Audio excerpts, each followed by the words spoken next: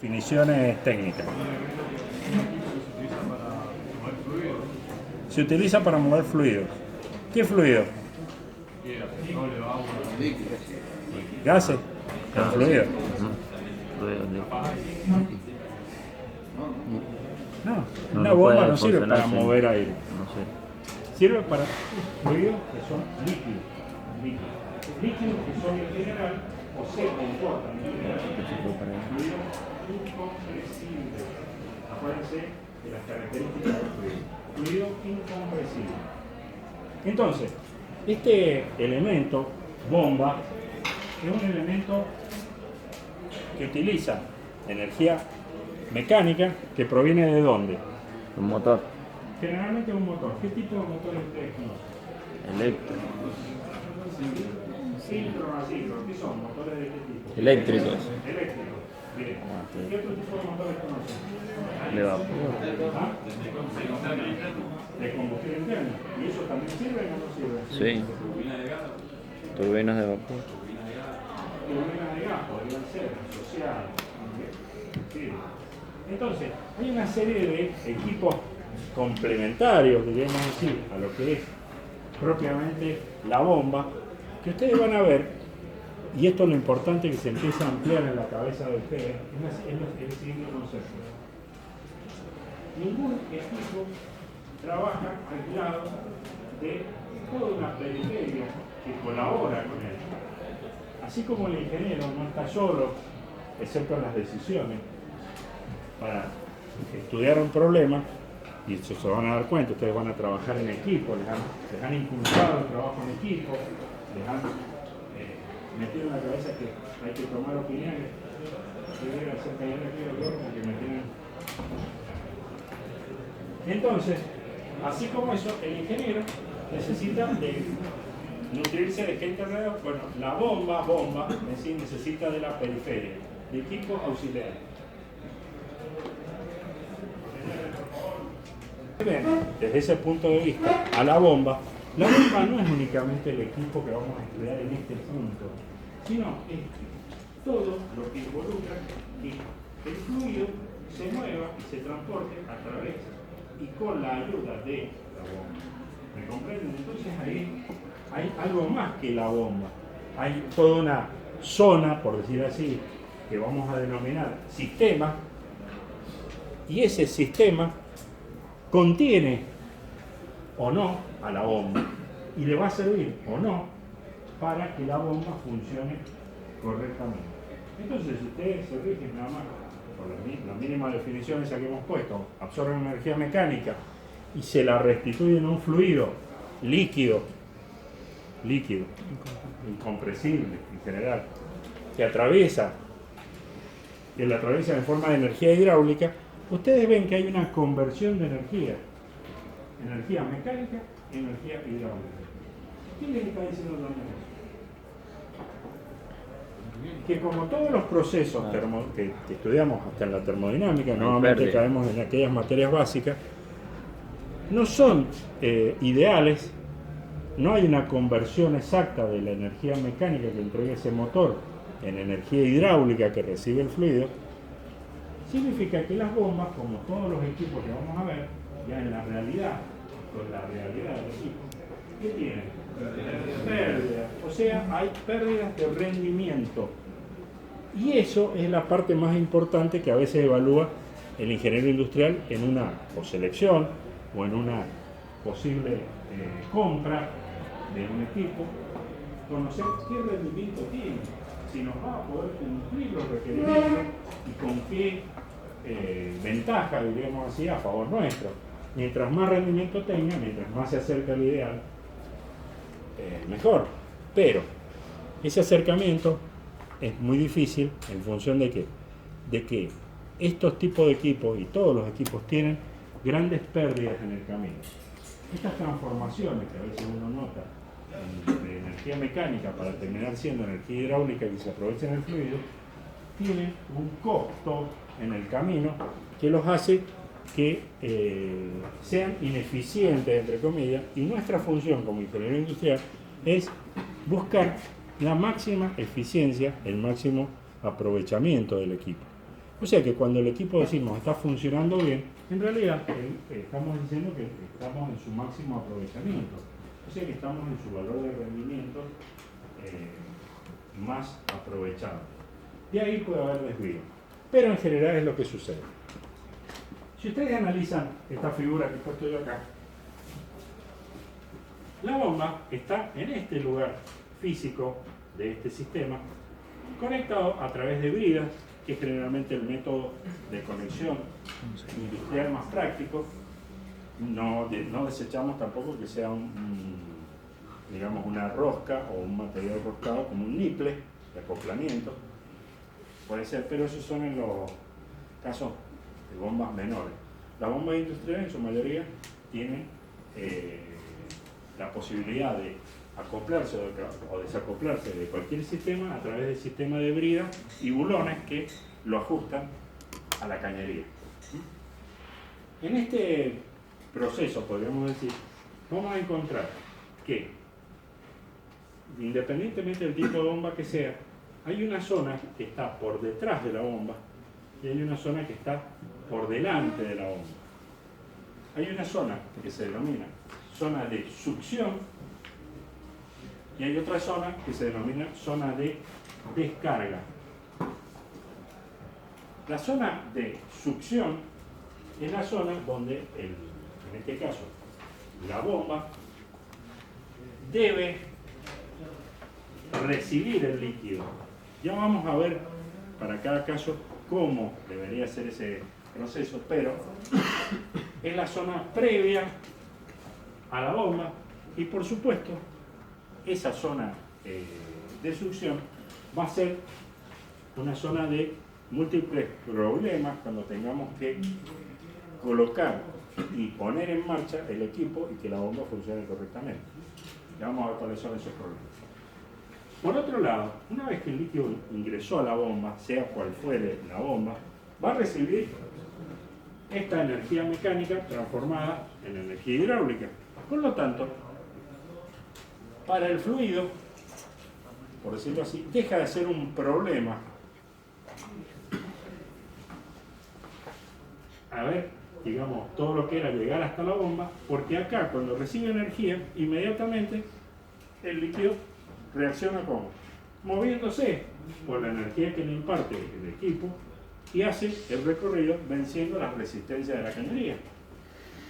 Acuérdense que tanto en las cañerías de succión como en la cañería de descarga, en este equipo y en esa instalación, hay resistencias intrínsecas propias de ¿qué? De los materiales del cual está constituido ese sistema. Por ejemplo, ¿qué dirían ustedes? ¿Qué resistencias aparecen? La rugosidad de la cañería. La rugosidad de la cañería, o sea que hay una resistencia de la cañería propiamente al transporte del fluido a través de ella. Los accesorios. Los cambios de dirección, los codos, los accesorios, cambios de dirección, producen una pérdida de carga. Cambios de sección. Como ustedes pueden ver, acá hay el cambio de sección, acá a la salida podría haber o no otros cambios de sección. ¿Qué más? Producen resistencia. ¿Sí? Bueno, El fluido propiamente y los accesorios, como ser una válvula. Una válvula. ¿Qué más? Un codo. Un codo. Un caudalímetro podría ser, que está por ahí, no sé dónde anda, no creo que esté acá. Fíjense, ¿qué hay acá abajo? Un filtro. Un filtro de pie, un simple filtro ¿para qué? Para evitar que entre un ratón allá adentro. Y bueno, lo ponen en las instalaciones para evitar justamente eso, o hojas que caen así como estamos ahora, que va a empezar el otoño, y caen con el viento adentro de la pileta, y de esa pileta donde se provee este equipo, puede llegar a tomar, a chupar o a llevarse algo de hojas. Entonces evitan ¿con qué? Con el filtro. Pero fíjense, ese filtro ahí, a la corta o a la larga, ¿qué va a necesitar? Un mantenimiento, una limpieza, alguien que diga, che, vamos a desagotar esta pileta ahora y vamos a sacarle todo lo que haya juntado en este verano porque por la temperatura se ha formado algún tipo de lo que llaman lama. No sé si ubican qué es ese como un pasto verdoso así que que se acumula en la superficie o en el fondo de las piletas por el propio, digamos, por la propia temperatura del agua y las condiciones atmosféricas, generan condiciones de crecimiento de este tipo de vegetales. ¿Y eso qué pasa? ¿Se mete en dónde? Acá, en el filtro, en la succión en realidad. Y eso va a traer, podría traer problemas en el equipo. Entonces, dejando de lado eso, dice ahí que incluso impulsan líquidos que podrían tener sólidos en suspensión. Y es cierto, no siempre el fluido que se maneja, el líquido que se maneja, no es líquido totalmente limpio. Tiene en algunos casos algún particulado que puede viajar con él en suspensión y que es necesario también bombearlo. Ese tipo de condiciones, cuando uno hace una selección o cuando hace una compra de la bomba, tiene que tenerlo en cuenta para que el fabricante, que es el que ofrece el producto, sepa que usted va a manejar un fluido que no es totalmente limpio. Esto tiene que ver muchas veces con las especificaciones que uno hace respecto a los equipos. Los equipos se especifican por diferentes, digamos, parámetros, que serían, por ejemplo, el caudal que queremos que entreguen, la altura o la presión a la cual querríamos que descargue el fluido, el tipo de fluido que maneje. Hablaba una de las chicas, nos comentó ahí la viscosidad, es importante el tema de la viscosidad del fluido.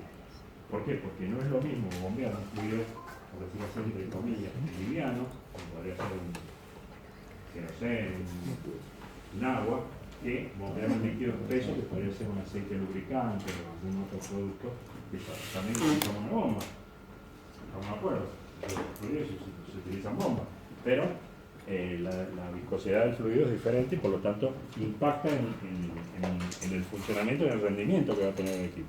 Entonces, en todos los casos tenemos que ver este tipo de situaciones. Acá aparecen una de las tantas innumerables clasificaciones que van a tener de bombas metidas en cualquier libro. Usted va a cualquier libro de bomba y lo primero que va a salir, clasificación de la bomba. Esa clasificación es como una clasificación tratando de ordenar un poco de acuerdo al autor, de acuerdo a ciertas características, pero nosotros preferimos, o tratamos, de no regirnos específicamente para que alguien diga en un examen, empiece a repetir como loro, cómo es la clasificación de bombas. ¿Por qué? Porque la clasificación de las bombas depende mucho del punto de vista del cual uno lo tome. Uno puede tomar una clasificación de bombas desde el punto de vista de, como toman muchos autores, de cómo trabaja mecánicamente la bomba, si es por un desplazamiento positivo o si es por un movimiento de centrífugo. Bueno, hay que tener una clasificación y dentro de eso está más claro. Pero también podríamos haber tomado desde el punto de vista de que si las bombas son para la industria petroquímica, si son para la industria agroalimentaria o si son para la industria general, ramos general, a casa, a campo, aquí. Entonces, es una clasificación de las bombas y yo como fabricante podría haberlos puesto de esa manera. Entonces, cada uno tiene una forma de clasificarla. Yo les muestro esto para que ustedes tengan más o menos una idea de que, en general, se toma desde el punto de vista del funcionamiento como las de desplazamiento positivo y la centrífuga, y dentro de la misma desplazamiento positivo ustedes ven tienen las reciprocantes y las rotativas, que tienen un comportamiento diferente, pero básicamente son bombas de desplazamiento positivo. Entonces, cuando ustedes hacen una aproximación a una selección, a la búsqueda de una solución para una industria a través de una bomba, tienen que tener en cuenta justamente estas características de cómo funciona básicamente el equipo para saber si con ese funcionamiento estamos alterando en algo o en un todo al fluido que queremos que maneje, hablando de fluido del líquido.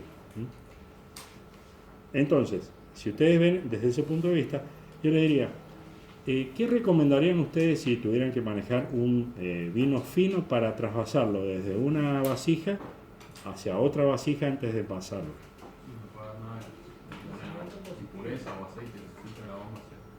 Eso sería un problema, que se filtre alguna impureza o aceite, como dice usted, que generalmente los mecanismos tratan de ser independientes del movimiento, es decir, del fluido, pero podría pasar. Sí, Primero sería de desplazamiento positivo. ¿Por qué? Porque la centrífuga por ahí afectaría la composición, o no sé ya en qué nivel está el vino, pero por ahí los aromas y cosas así que no se nunca. Sabe de vino. O varias de acá de la café. Pero ¿por qué lo afectaría? Eso es lo importante. Contanos más en detalle. Puede ser que le aumente la temperatura y eso no sea favorable. No, generalmente el paso a través del equipo no les va a cambiar mucho la temperatura. No son equipos que produzcan un gran rozamiento, una fricción importante como para producir un cambio importante en la temperatura. ¿Quién dijo que se perdían los aromas? ¿Y por qué diste ese concepto? Estamos charlando, no es una evaluación. Por ejemplo, cuando se hacen las cataciones de vino, para que suelte el aroma, el vino se lo mece en la copa de forma centrífuga, pero en realidad no sé bien cómo es que lo libera. Claro, está bien, pero está correcto. Está correcto. El tema es otro, o sea, es un problema de flujo. O sea, la centrífuga, realmente el flujo es muy turbulento. Y es un problema de oxigenación. O sea, cuando vos tenés ese tipo de bomba, generás una oxigenación hacia el vino. Y realmente, ¿qué es lo que uno trata? No como nosotros, porque el enólogo que trata de hacer que el vino no se le oxigene, ¿no es cierto? ¿Qué significa que se oxigene? A ver, ¿cuál es el resultado de oxigenación? Se oxida. Eso es lo que pasa. Se oxida, pero digamos, en primera instancia se oxida y después, si yo coloco oxígeno, puede ser que empiecen a trabajar ciertos microorganismos que pueden llegar como a picar el vino. Significa que me cambia el alcohol en qué? Ácido acético. Entonces, o sea, me lo avinagra. Claro, pero la primera etapa, sin llegar a ser tan grosera, es que se oxigena y, como dice su compañero, se pierden aromas.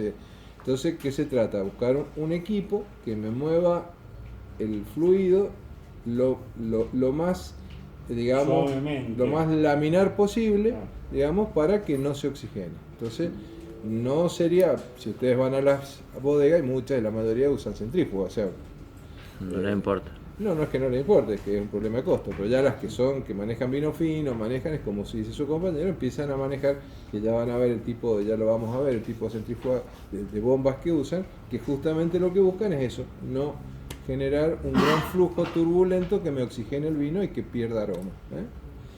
Entonces, como ustedes pueden ver, para cada tipo de fluido, seguramente hay alguna restricción o algún condicionamiento que nos obliga a pensar que, a pesar de que la solución que nosotros podemos proponer, es decir, sí, mira, para trasvasar no hay nada más práctico que utilizar una bomba centrífuga y vale. En muchos casos serviría, pero en el caso del vino hay que ser cuidadoso por estos efectos, por así decir, colaterales que tiene el transporte, que van a producir un impacto sobre el producto final, que va a ser una falta de calidad en el vino. Y bueno, justamente lo que se busca es mejorar, y cada una de estas bombas que se ha ido desarrollando, de alguna manera, originalmente, y estoy hablando de no mucho tiempo atrás, pero digamos en 20 años ha evolucionado tanto la industria, que, por ejemplo, el tema de las bombas en general se refería a desplazamiento positivo y a de tipo reciprocante, por un lado, y si no, eran bombas centrífugas y de flujos parcial, lo que fuera, pero habían esos dos grandes campos. Si usted tenía un fluido que necesitaba moverlo sin grandes, digamos, movimientos de oxigenación o movimientos turbulentos, utilizaba bombas de tipo desplazamiento positivo reciprocante. Y si no, utilizaba bombas centrífugas. Esos eran los dos grandes campos que había. Antes usted elegía entre uno u otro. Ahora, como ustedes pueden ver, hay muchísimo en la parte de reciprocante y hay muchísimo más todavía en el tema de los desplazamientos rotativos, por el movimiento rotativo. ¿De qué les estoy hablando? Hará unos 15 años atrás, pensar en una bomba de tipo PCP, Positive Cavity Pump, viene el bomba de cavidades positivas, era pensar en una bomba, primero, muy sofisticada, segundo, con muchos problemas de tipo mecánico, roturas importantes, y no muy buen rendimiento y muy justificada cuando, digamos, había que escribir bastante para la recomendación de que se comprara ese tipo de equipo en alguna industria en especial. Hoy esa bomba PCP se ha vuelto prácticamente muy común y ha reemplazado, ya ha desplazado en muchos casos a todo lo que son las bombas de pistón, émbolo, y ha, digamos, logrado imponerse mucho en la industria de la alimentación, por ejemplo, donde mueve fluidos viscosos y con digamos, una calidad y una libre de contaminación, que es otro de los problemas que hablaban ustedes, decía, que permite manejar fluidos como por ejemplo pulpas de tomate, jugos con pulpa, chocolate, manteca, cremas, etcétera, a través de esa bomba, moviéndola. Pero ¿qué pasa? ¿Qué es lo que cambió en estos años respecto a esa bomba? Cambió mucho la tecnología, esto lo vamos a ver específicamente cuando la veamos un poco más en profundidad. Cambió específicamente la tecnología de los materiales. La tecnología de los materiales varió tanto como que, por ejemplo, todo lo que era la parte del móvil era un elastómero que generalmente sufría mucho los efectos de rotura por fricción y por desgastes propio del roce que tenía dentro de lo que era el cuerpo de la bomba.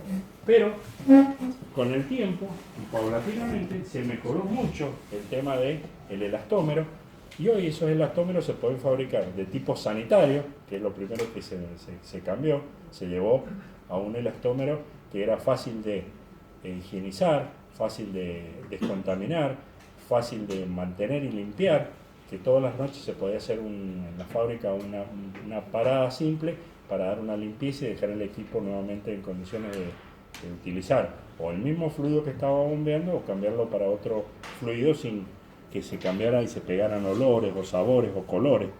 Todo eso se logró con las nuevas tecnologías. Entonces, ¿qué es lo que cambió? Cambió en sí el elastómero, la calidad de los elastómeros que se fabrican, se empezaron a fabricar en tiempo esta parte, que reemplazó en muchos casos al viejo elastómero común y corriente, la goma común, la goma sintética, pero muy, muy falible, y por lo tanto se pudo hacer ese cambio. Eso por un lado. A su vez, después lo podemos hablar, cambió también mucho el enfoque ecológico que a veces se le da a los equipos. Muchos equipos producen cierto grado de contaminación al medio ambiente. Y hoy, ustedes sabrán, se ha puesto mucho más énfasis en el tema del impacto ambiental, en el tema del cuidado del medio ambiente a través de evitar derrames, evitar contaminaciones de la periferia de los equipos, evitar que emitan de alguna manera alguna sustancia que pueda ser contaminante al medio ambiente y por lo tanto también los equipos han tomado parte de ese desafío y han empezado a modificarse a propósito para evitar o para colaborar en el reemplazo de otros viejos equipos que antes eran los que generalmente se utilizaban en las industrias y que reemplazan paulatinamente para evitar este tipo de contaminación. El caso de la industria del petróleo, por ejemplo, habían ciertos tipos de bombas que se utilizaban para la extracción del petróleo, pero que tenían la mala fama de romperse y producir derrames en la superficie, por lo tanto contaminaban el suelo. Bueno, para evitar eso, lo que se cambió fue un sistema de extracción por estas bombas, por ejemplo, las PCP. Pero lo vamos a estudiar más adelante, pero se ve que ese cambio en el sistema de extracción llevó a evitar contaminaciones ambientales por un lado, a mejorar los rendimientos y las paradas por mantenimiento en los pozos y una serie de digamos acciones positivas para la naturaleza. Bueno, así es con este tipo de bombas, o sea que ahora hay más diversidad, hay mejores materiales y mejores características. Generalmente, si uno habla del comportamiento que tiene la bomba frente al bombeo de un fluido, puede encontrar que tiene este tipo de comportamientos en general. Si hacemos un diagrama de caudal-altura, caudal galones por minuto, altura, pie o en libras por pulgada cuadrada, fueran medidas de presión, en realidad han convertido la medida de presión en altura de columna, que en este caso está en pie, pero podría haber sido también metros de columna de agua. Para todos vale que a esta altura del partido las conversiones de unidades son casi como una obligación. Estamos aclarando para que cuando llegue un examen y pegamos porque le vamos a dar datitos así medio en la ensalada, pero que en la ensalada, no sé, que va a ser de un sistema u otro, van a tener que trabajar con las conversiones. Dejando de lado eso, fíjense, generalmente un comportamiento, una bomba de desplazamiento positivo, es que entrega un caudal prácticamente constante a cualquier altura. ¿Qué significa? Que si nosotros nos ponemos a pensar cómo trasladaríamos, cómo se comportaría un fluido líquido en el movimiento a través de un sistema de bomba de desplazamiento positivo, sería similar o asimilable a que si, por ejemplo, nosotros dijéramos, mira, tenemos que llevar 20 litros de agua a un edificio de 5 pisos al último piso donde está el tanque. ¿Qué tenemos que hacer? Cargar los 5 litros, los 20 litros en un balde y empezar a subir las escaleritas. Y subir las escaleritas, subir las escaleritas y llegar al 5.º piso y volcar ahí. Caudal constante a cualquier altura. ¿Lo ven la similitud? ¿Se nota? ¿Se ve? Este pequeño deslizamiento es propio de los rendimientos de los equipos que no son perfectos, por lo tanto, mientras más requerimiento tenga de altura, de presión, se van a resentir un poco y va a haber una diferencia entre el caudal final que tendrían que haber entregado y el caudal teórico que tendría que haber sido. Lo que se te va cayendo el balde cuando va subiendo. Exacto, es lo que se te va cayendo el balde cuando se va sí. moviendo y saltan algunos. Exacto, muy bueno. Profesor, y si yo quiero más altura, necesito aumentar el número de revoluciones de la bomba. No, porque a cualquier altura que vos requieras siempre va a entregar el mismo caudal. Si vos querés cambiar el caudal, vas a hacer 2 baldes que vas a tener que llevar, o vas a tener que viajar más rápido con el mismo balde, llenarlo más veces para que te cumpla en el mismo minuto más galones por minuto. Eso significa cambiar la velocidad. Vas a tener que subir y bajar más rápido con el mismo balde. Mientras que el comportamiento de la bomba centrífuga es similar al que si nosotros tomáramos ese mismo balde, nos quedamos parados en el mismo lugar de donde lo sacamos, la pileta, y decimos, che, hay que llegar al primer piso. Agarramos el balde y le mandamos el baldazo al primer piso. El caudal, evidentemente, no va a ser el caudal original, pero va a ser bastante aproximado a lo que teníamos dentro del balde.